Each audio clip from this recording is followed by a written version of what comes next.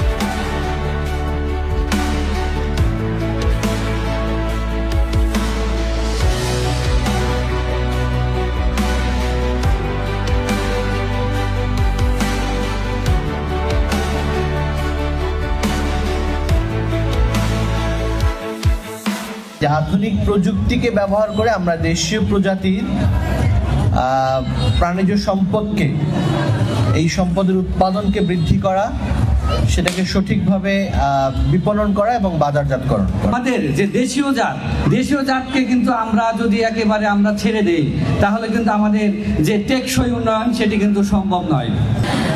বেশ ভালো লেগেছে তাদের যে লাইভ যে প্রদর্শনীগুলো, ওখানে গরু, ছাগল এবং বিভিন্ন জাতের, উন্নত জাতের যে প্রাণীগুলো আছে, এগুলো আমরা দেখছি এখানে। নিরাপদ খাদ্য সচেতনতা বৃদ্ধি করা, দুধ, ডিম, মাংসের নিরাপদ উৎপাদন ও ব্যবস্থাপনা সম্পর্কে মানুষকে অবহিত করা।